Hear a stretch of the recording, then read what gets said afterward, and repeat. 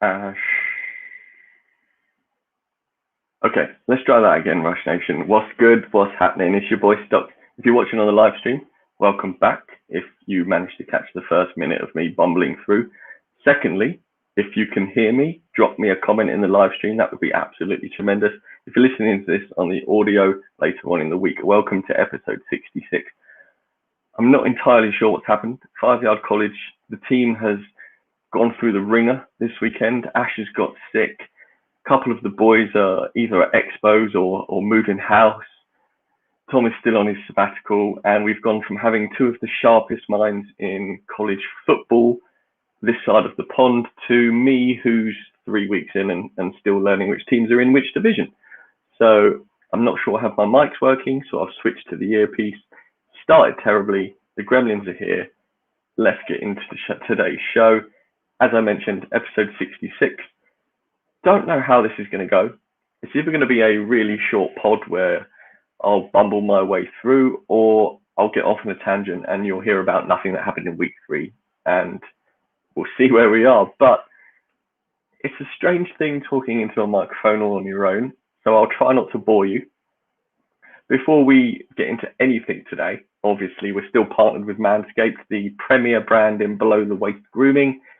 If you're in need of a new trimmer, or you decided that you need to get yourself trimmed up, Manscaped, the Lawnmower 4.0, as you can see from the banner below my trimmed beard. I didn't use the Manscaped because it's for, down there, but it's there. The Manscaped Lawnmower 4.0, it's what you need. If you head over to manscaped.com, use the code 5yard at checkout, you'll get 20% off your order and free worldwide shipping. Last week, we had 4 games of the week. We will get to those in a little bit. This week, there won't be 4 games of the week because Twitter was being run by Simo, but unfortunately, he's had to take a step back for a little bit. So the live tweet of the games aren't happening at the moment. So we're not going to throw out the games of the week on the podcast. They will be in the preview coming out at the end of the week. So if you're looking for those, you're going to have to wait till around Friday, I'm afraid, but it's just state of play at Team 5 Yard College right now. We could talk some fan tracks. Ash, I know you're not with me. Not entirely sure how you got on this week, but the champ got himself a win, scored nearly 200 points, I think, which is pretty good considering I didn't really have a tight end turn up. Turner isn't doing it for me, so the waiver wire is going to be a thing. But Fantrax is on my phone. My phone is my webcam that you are viewing me on, and I can't remember my login on the password. So unfortunately, there's not going to be much 5 Yard Showdown chat this week. Ash, get well soon, mate. Thanks for the comment on the audio, Rush Nation. Let's do some news from week 3. So LSU has become the first SEC school to partner with a gambling company following the announcement between themselves and Caesars Sportsbook with a multi-year and multi-million-dollar deal. Here in England, we're pretty used to the teams in the Premier League being sponsored by betting companies.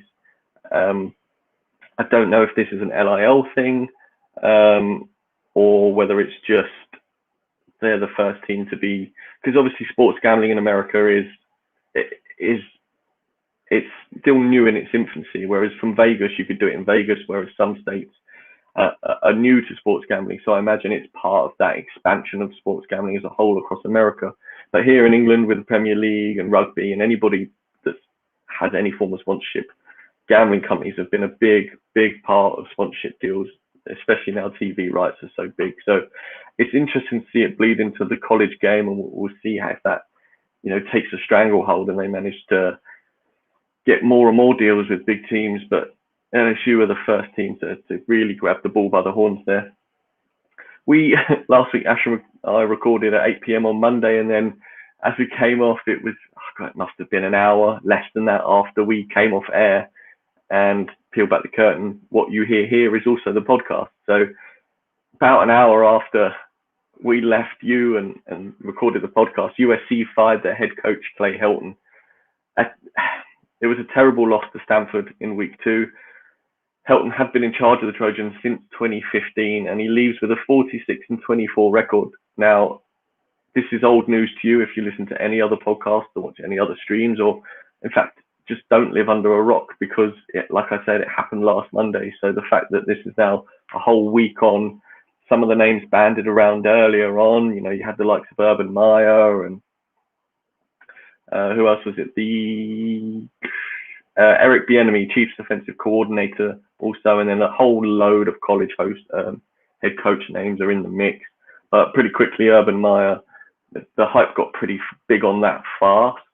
I'm also aware that maybe my video is laggy, but hey, this is predominantly an audio platform, and I'll sort that out for next week. Yeah, Urban Meyer, pretty much the hype got pretty high on that, considering that Jags had just lost in week 1, and was he the man for the job, and all sorts like that. But actually, turns out he's distanced himself from the job pretty quickly.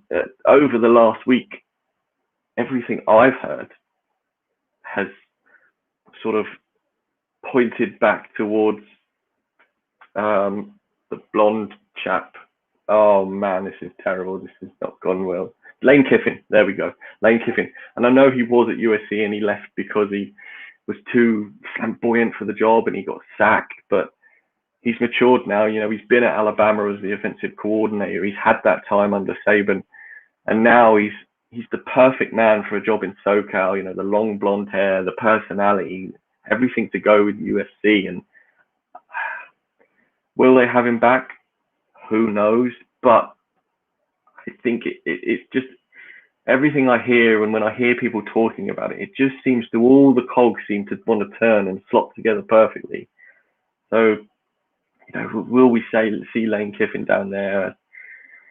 I'm not sure, but I like the sound of it, and I think from what I've heard about Lane Kiffin and everything he's done so far, I think it's a perfect fit. And we'll talk a little bit about USC later on, but they may have found the quarterback for the future. Arkansas were fined $100,000 by the SEC for their fans storming onto the field in their upset over Texas in week 2. The fans violated the league's access to competition area policy that was adopted in 2004. I'm fairly sure that isn't the first time this season that we've seen the fans on the field, but because of the size perhaps of this victory over Texas, this is the only one we're hearing about. But I'm sure that fans have been on the field at other grounds so far this season in the 3 weeks we've had up to this date, that perhaps somebody would like to inform me as to how many. Or there is definitely, from what I've heard, been more than one occasion where fans have been onto the field, and rightly so. It was a huge win for Arkansas. But yeah, for them, is that a lot to pay $100,000 for your fans to be in a huge win over Texas? Probably not. Ash, before I knew you were off, I stuck another one of my really interesting sort of nuggets, facts from the news this week. And last week we had the lady almost giving birth in the tunnel. This week it's Portland State. Now, head coach Bryce Barnum went on local radio to promote the game because home team attendance hadn't been great. They were facing Western Oregon, and he went on radio and he said, for everybody who comes to the game, I will buy a beer. Now, it wasn't a beer per person. Barnum said, I will buy all the beer that is sold on game day against Western Oregon. Now, Portland State did go on to beat Western Oregon in front of just over 3,000 people. Now, I don't have to hand what the standard attendance is at Portland State, but it sounded like 3,000 people was a fair amount. And then 2,000 pints of beer were sold. So that's a considerable amount of money that Bryce Barnum has had to pay up for beer that weekend to get people into the home stand to see the win. So, yeah, you'd like to think that perhaps the local brewing company maybe footed the bill for him and got some sort of plug or something in there, because he's not an Alabama head coach. He's not a Ohio State or an LSU. He's not probably earning huge money.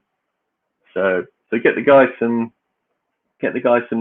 decency, if you would, and go and pay his beer. Somebody huge beer company, go and help Bryce Barnum out, because he got people in, but his pockets suffered in the win against Western Oregon. Okay, home field advantage.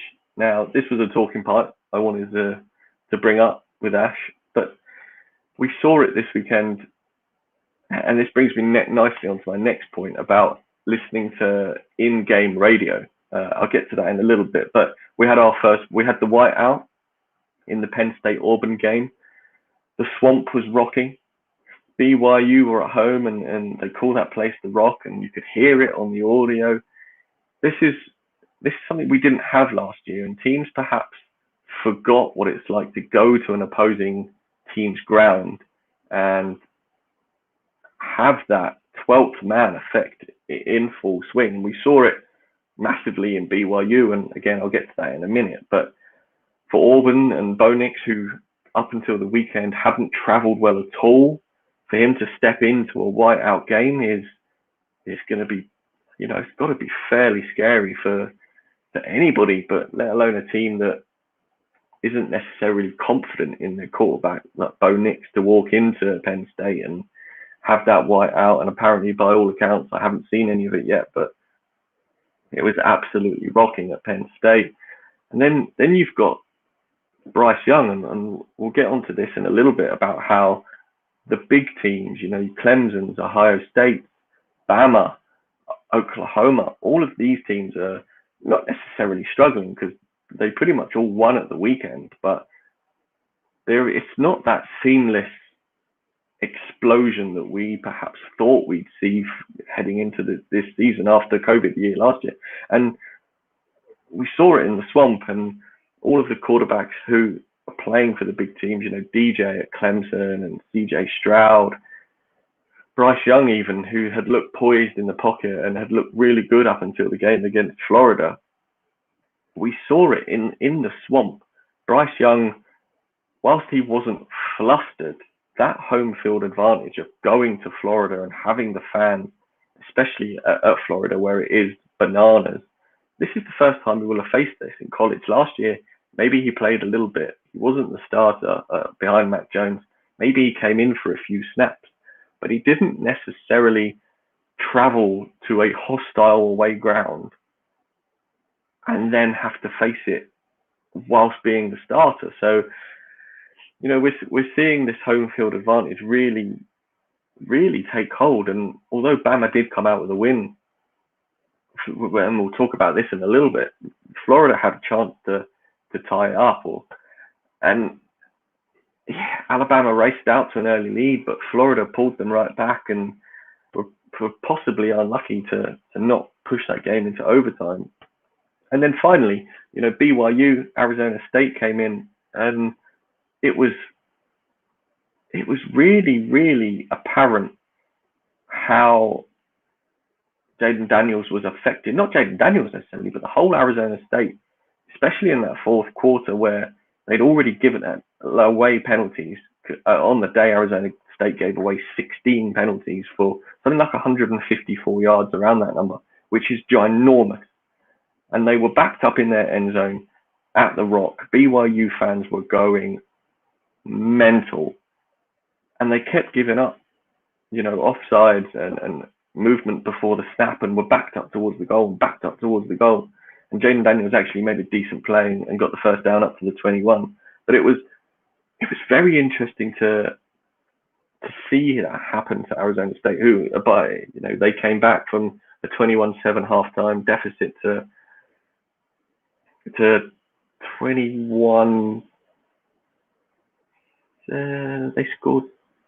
Oh, maybe it was 21-all, and then BYU then scored, but I think BYU scored, and then Arizona started to have these troubles on their last drive, and it was unbelievable to hear. And I say hear because I worked Sunday morning, and because the game was so late here in UK time, it meant I could go to work and listen to the second half. Now I've listened to soccer games from the Premier League, and I've listened to a rugby game on the radio, but I've never listened to an American football game on the radio because it had never occurred to me to do so. But because of the time difference,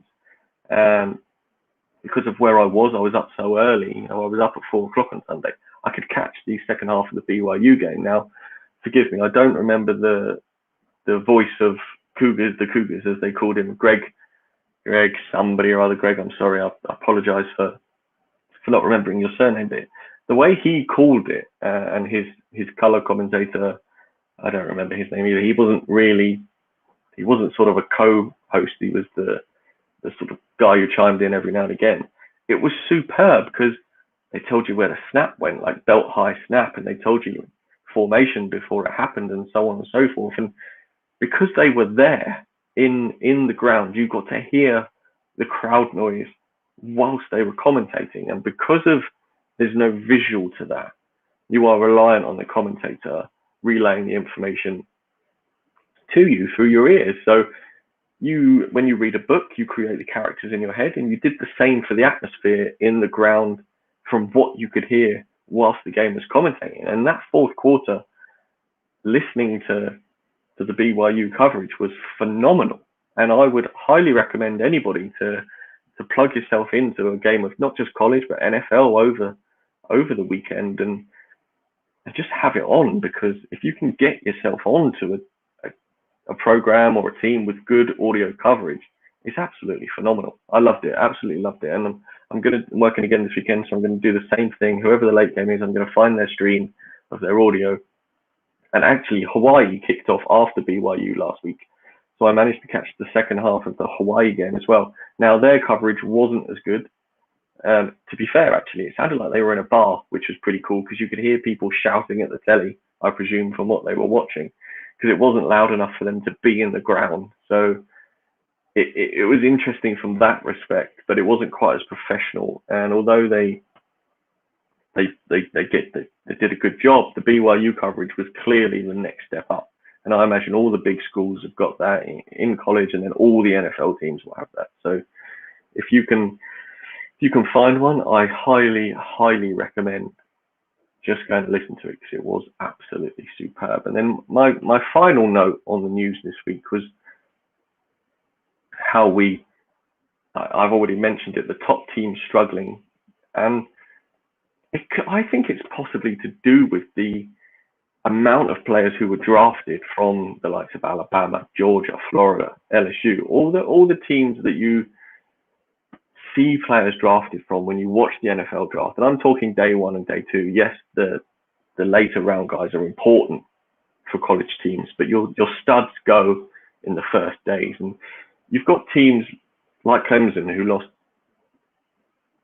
Lawrence and Etienne and players like that, two receivers, Powell and I can't remember the name of the other guy, apologies, but you have teams like Illinois who are almost a team of super seniors, and I don't know what it is about, it's obviously the experience and the readiness, but we're seeing a bit of rustiness, even from someone like Ohio State, who, yes, they won the weekend, but all these teams, Clemson didn't get a big win against Georgia Tech. Alabama nearly got beat. Whereas I just think there could be something to the amount of players drafted as to how it's affecting these teams. Now, it's only these teams will exponentially get better, and we'll see more going into the next few games. But now we're getting into conference play, and we're seeing teams face against teams from conferences. It's going to get absolutely wild over the next couple of weeks, because results aren't going to, as we saw this weekend, not necessarily in the top 25, but lower down, results aren't going to go the way we think they are, and it's going to be crazy. Also, you are going to have to excuse me drinking and probably coughing, because I don't have anybody to cover for me here, Ash, so thanks very much, bud. Appreciate that. Right, Rush Nation. Let's Ash has tacked onto the news here that Travion Henderson is his bae. Yes, Travion Henderson is pretty good, Ash. It's not news. I'm going to move on. Injury corner. Now, normally we talk about the lawnmower here and how it won't snag your jewels down below, but we've talked about that already. But if you weren't here for the very beginning, head over to manscaped.com, pick yourself up a lawnmower 4.0, use the code 5yard at checkout for 20% off your order and free worldwide shipping. Your balls will thank you. Injury corner. QBs in college and the NFL got mashed up this weekend. In college, we're talking about Dillon Gabriel, UCF's quarterback. He's out with a fractured clavicle suffered in the game against Louisville. It was actually in the very last play. No timeline for his return. I think somebody mentioned today 8 to 12 weeks, so that's pretty much it done if it is the 12-week area. That Louisville game was bananas. I think there was 2 interceptions thrown right at the end. Louisville managed to win it, but yeah, Dylan Gabriel, I think it was 2 pick sixes, something along those lines, if my memory serves me right. 2 pick sixes, and Dylan Gabriel wasn't expecting the ball back, got it back and fractured his clavicle. So that is a huge loss for UCF and a big game for Louisville. And Malik Cunningham had one of his good games. We mentioned it last week. Oregon's linebacker Justin Flo, who missed the win against Ohio State, is now done for the season with a foot injury. That is massive news for Oregon. The second-year freshman, is that a typo, Ash? Have you done me there? I'm going to roll with it. He might have redshirted. Second-year freshman missed all of last season after suffering a torn meniscus in 2020. So for somebody whose talent level is so high, this is becoming a serious injury concern for Justin Flo. Now, we mentioned USC earlier. Kedon Slovis left Saturday's game against Washington State with a head injury in the first quarter after taking a sack. He went to the medical tent twice and did not return to the game. He is expected back at practice this week, although I mentioned earlier that USC may have found their future gem quarterback, who a head coach can look at this job now and think, this is my man, this is who we're going to roll with, and that's Jackson Dart. Now, he's a freshman. Where's he going to start going forward? Clay Helton, as we said, is gone. Interim head coach Donta Williams. Is he going to look to play the hot hand? Now, Jackson Dart came in for an interception on his first drive. After that, he settled down and was hugely impressive and managed to engineer a comeback. He went 30 for 46, 391 yards, 4 touchdowns, and 2 picks, and looked really good in doing so. Is the head coach going to roll with Jackson Dart, or is Slovis, the veteran, going to take his job back? Now, we'll see if Slovis comes back to practice. If he doesn't, Jackson Dart will get the start. There's a rhyme for you. Didn't even know it. And if he plays well again, Slovis could be in trouble. Okay, that's the news covered off. Let's do some results. Now, I don't want to be just rattling through these, so I'm going to go through pretty, not slowly, but if anything takes my eye, I'm going to stop. I'm going to throw the banners up now so you can see the results if there's anything I miss. Here you go. And it's covered our Manscaped ad. Superb. I'm going to leave that up though. Okay, right, here we go. So in the ACC, Albany lost 24-62 to Syracuse. Boston College won 28-3 at Temple. I want to say something like there was a really small amount of pass attempts in that Boston College game. Michigan State beat Miami 38-17. Now, this was one of the games I actually managed to watch, and our boy Lee, who everybody knows from 5 Yard Rush, is a Hurricanes fan. We know because he's a Dolphins fan. It makes sense. Big Miami boy. And I was messaging him throughout the game, and I said, "Are you watching?" And he said, "Yeah." He said, "These Michigan State teams do not seem to be taking the heat in Miami seriously." He said it will grind people down, and it just looked unbearable. But then you see Michigan State, and they just didn't stop. It was an unbelievable performance. But the takeaway for me was just how disorganized and how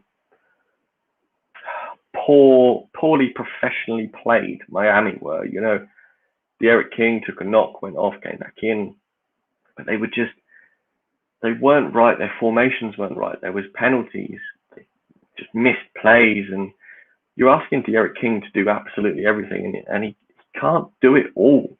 And for the team that you look at this Miami team and you think the talent that this team has is absolutely phenomenal. You know, is Manny Diaz the guy?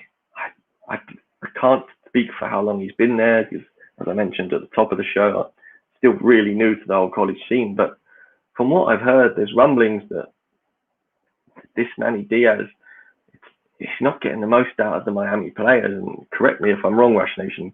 You know, come at us at 5 Yard College, let us know that it's Stocks, you're wrong. I can't put the blame on anyone else here because it's just me riding solo. But yeah, the Michigan State Spartans, they look hugely impressive. And it's all on the back of, well, not all on the back, but their running back, Kenneth Walker III, transfer from Wake Forest last year. He is an absolute monster. You know, he scored he's great in the passing game, scored a receiving touchdown. His cuts are absolutely filthy. He's got explosiveness straight out the backfield. He hits a hole. The Miami D-line got pushed around by Sparty's offensive line, and Walker just hit the hole. And when he did, he got into the second level, and then the cut linebackers, safeties, they were just shredded. And it was chunk play, and then he'd get a reception. And yeah, they rode him all the way to the win. And it was absolutely ridiculous. So Michigan State, hats off to Miami. Miami, big trouble. Western Michigan beat Pittsburgh 44-41, which was an upset. Florida State in all sorts of bother now after being beaten 35-14 by Wake Forest. Clemson struggled past Georgia Tech 14-8. Duke beat Northwestern 30-23. NC State absolutely put it on Ferrum 45-7. North Carolina beat Virginia 59-39 in an absolute slugfest that was fairly level at half time, but North Carolina had the weaponry to put Virginia down. I didn't see it happening that way. I thought Virginia would keep it close and could possibly get Sam Howell and co. But yeah, North Carolina powered past Virginia. And then Louisville, as I mentioned on the Friday night game, beat UCF 42-35. Right, moving on to the Big Ten. Cincinnati beat Indiana 38-24. Cincinnati ranked number 10. I don't know what their AP poll ranking right now is, but they were 10th before week 3. Went down against Indiana early, and then Desmond Ridder and co just did what they do. And they're the most slept on team, I think, in college football because of what they do. And they're never going to be in playoff talk because people just forget that they exist, and it's such a shame.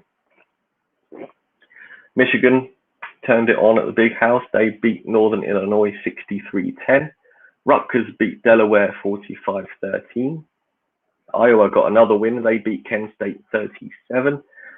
Ash's boys, Ohio State beat Tulsa 41-20, but that is probably a little flattering as Ohio State got a pick 6 at the very end of the game. Penn State in the whiteout beat Auburn 28-20. Maryland beat Illinois 2017, and then Purdue lost to Notre Dame 27-13 in a game I thought would be closer.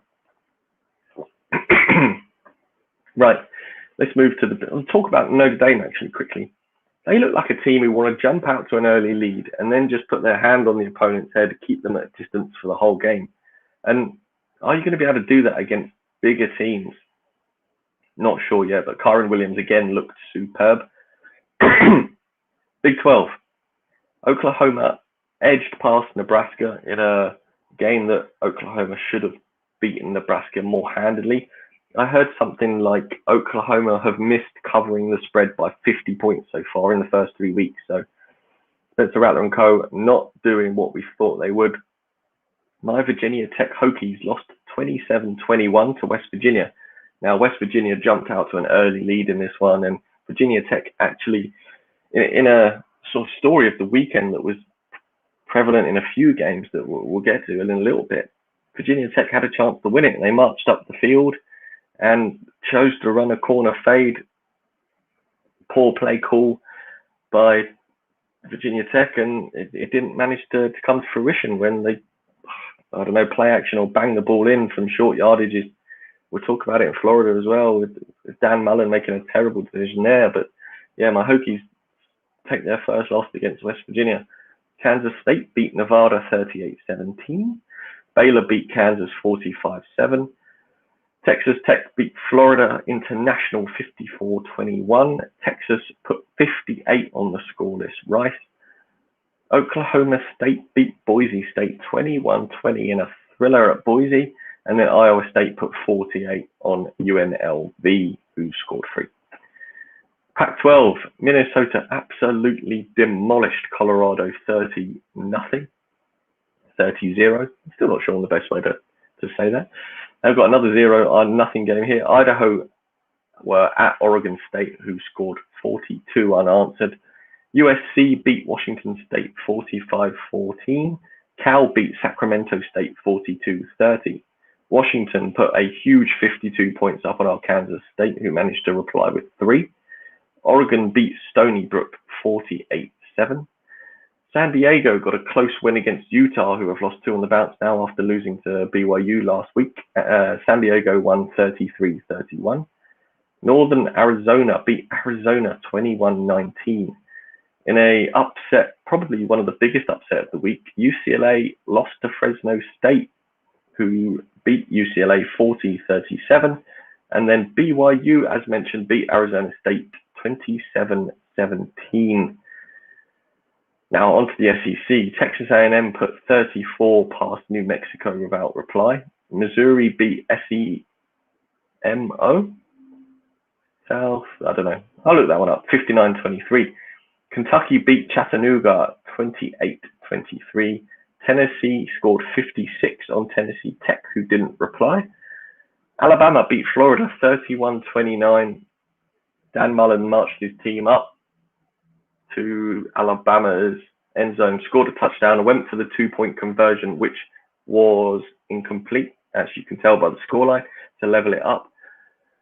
Again, poor play call on the 2-point. Tried a back corner fade when probably you're looking at a play action at that situation, just to throw off a defender and get the angles right for either running or a shovel pass into the corner of the end zone. Emory Jones was the starter for that one, and we all thought we might see Anthony Robertson, AR-15. Great nickname. If you don't know anything about guns, AR-15 is an assault rifle. So that nickname and number that he wears is superb marketing. So well done, Team Richardson there. But we saw him on the field pre-game doing backflips. So he's obviously okay. His hamstrings picked up, but we just didn't see him in the game at all, which was unusual. Had it have been different if he was there? Don't know. Florida absolutely gashed Alabama on the ground, so with Richardson's legs, maybe. But Emory Jones seems to have a better control of the playbook at this point. He isn't the quarterback going forward. AR-15 would definitely be the man there in Florida for Dan Mullen, but it was not to be for Florida in the swamp against Bama, who roll on to be number 1 in the AP poll, I can tell you that. Arkansas beat Georgia Southern 45-10, and Georgia beat South Carolina 40-13. The Central Michigan Chippewas, they traveled to LSU and lost 49-21. Stanford beat Vanderbilt 41-23. Ole Miss put 61 up on Tulane, who scored 21. And Memphis beat Mississippi State 31-29 in an absolute thriller. Now, let's talk about some games of the week from last week. We had 4. I've mentioned a couple of them already. So the first one was Arizona State at BYU. Absolutely great choice, that one. BYU looked really good. Another team that's maybe slept on a little bit in the rankings because of who they've played, but that's some big wins for them now. Their schedule is favourable next week, but gets a little bit tougher. So we'll see how they get on. Notre Dame beat Purdue. That was a +7 on the spread. I actually backed Purdue to cover that, and they didn't. Notre Dame got out, like I said, early to a fairly sizable lead, and Purdue couldn't claw it back enough. But the Notre Dame defense, is it going to be able to do that against the bigger teams on their schedule? I don't have their schedule in front of me right now, but if they can't get out early, can they hang with people? Virginia and North Carolina, we've talked about this already. Virginia are one of the most fun teams to watch in college football, and they'll still be so going forward. They just couldn't hang with the firepower of NC State in this one, North Carolina. North Carolina had 699 yards of total offense. Sam Howell went 14 for 21, 307 yards, 5 TDs and an interception. and he also ran for 112 yards. He talked about it after last week's win, where he ran for over 100 yards. I think it was either 80 or 100 yards last week, Sam Howell ran for, and said, how he's got the ability to be part of the ground game. It's not something we'd really seen up until that point for Sam Howell, but that's 2 weeks on the trot now where he's had a really good game on the ground, and it makes absolute sense for him to do it, because with the NFL draft next year, sights firmly set on that. That's another string to your bow, and Sam Howell's looking absolutely fantastic after that first game blip against the Hokies. After not having a receiving option really show up so far, Jay Downs had 9 targets, 8 receptions, 203 yards and 2 touchdowns against the defense, which has been fairly stingy. And we flip over to the other side of the ball, Virginia. Brennan Armstrong last couple of games has been absolutely fantastic on the ground, and has got the ground game that Sam Howell now is showing. And then Tar Heels held Virginia to 24 yards rushing on the day, which is absolutely phenomenal when you consider just how good Virginia's been up until this point running. Virginia had 577 yards of offense. 554 of those were attributed to Armstrong and the passing game. Armstrong went 39 for 54, 554 yards, 4 touchdowns, and an interception in the loss. North Carolina got out to a 21-7 first quarter lead.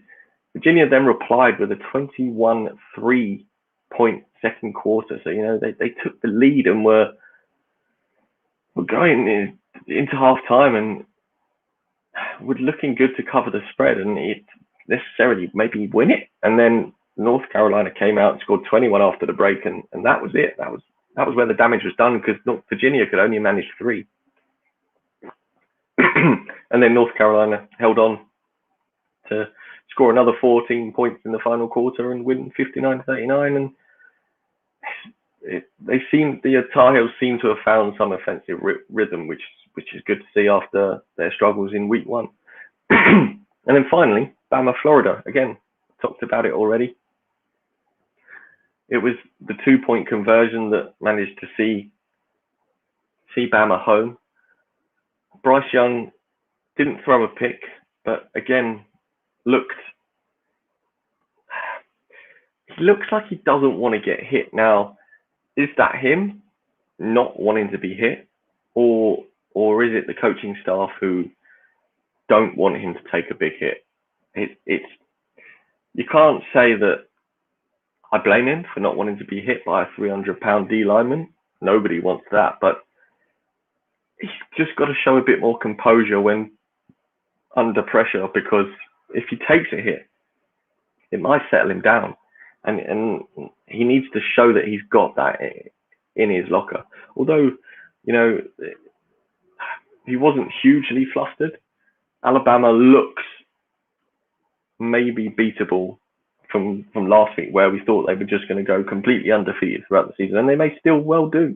They're 3-0 and still number 1 in the AP poll, but can they be beaten? Is the Bama defense any good? No. They let 204. No, that's not good. Of course they're good. They're Alabama, but they did give up 241 yards. Emory Jones didn't throw for a touchdown. He did run one in, however, on 80 yards. He had 80 yards on the ground, 181 yards through the air, and it was just Bama went out to a 21-3 lead, and we thought this is just going to be a whitewash, and that was it. Until the third quarter, where they scored 7, and then they managed 3 in the final quarter. It's just, had Florida scored that 2-point conversion, Alabama would have got the ball back with enough time to march up into field goal territory, or possibly even score a touchdown. So it's not as if that would have gone to overtime. They definitely had a chance. They would have had a chance to go up the field. Bryce Young, 3 touchdowns, 233 yards in the day, no interceptions, as I mentioned, looked really good. Brian Robinson did what he does, 75 yards and a touchdown after 14 attempts. And then John Mechie and Williams, they both look really, really good, as they have done all season. it's going to be interesting moving forward to see how Alabama respond against Southern Miss next Saturday. They are 15 of 16 in the last 16 games, so you expect Alabama to win, but we'll see what kind of show they put on after this close one against Florida. And then Florida hosts Tennessee next Saturday night. Again, the Gators have won 15 of the last 16, but Tennessee look pretty good at the moment. So will Florida be able to bounce back and beat Tennessee? You probably expect so, but it's going to be a tough one to take that defeat so light. Take it well when it was so close, but they showed out Florida, and they could probably go 10-2, something like that, on this season, and not be rewarded for it. But we'll see how it goes. Rush Nation, that's gonna pretty much do it for this week's episode of 5 Yard College. As you can tell, the frog has appeared. My throat is giving up on me. It's probably enough of me in your ear for the audio, or enough of my face for the video if you've hung with me for the whole thing. Appreciate I didn't get the other banner up, so if you were hugely interested in the other scores from the Big 12, or there you go, you can have it for 40 seconds or so. Ash, missed you tonight, mate. The colour in my black lines wasn't there, and I hope I strung this together well enough. Apologies for the earlier issue with the audio. As I'm wrapping up, more and more people are turning up to see me, so hi, welcome to the stream. Yeah, apologies for that earlier mishap. That I don't know what was happening. Can't check the audio on StreamYard, so apologies for that. But yeah, thanks for hanging out with me this evening. Thanks for checking out the stream. Check out all the articles over at 5yardrush.co.uk. The fantasy team are doing big things, the IDP, the DFS, and of course, the college boys. Dynasty, they're crashing it as well. Yeah, the college team are absolutely smoking it right now, but it's been a real tricky weekend, so apologies for the reviews not being out today, Rush Nation. They will be out by the time the podcast drops on Wednesday, without a doubt. The Pac-12 will be out tonight, Monday night. The rest will be following. The guys have battled through this weekend, and I take my hat off to you. I doff my cap, Rush Nation. But at 5 Yard College, that's where we're tweeting. That's where the action's at. If you fancy a 5 Yard tee, head over to 5yardrush.co.uk. Check out the merch over there. There's 2 t-shirts, and one of them has the final slogan on, and I'll drop it with you right now. Rush Nation, thanks for hanging with me. Thanks for listening. Saturdays are for rushing 2.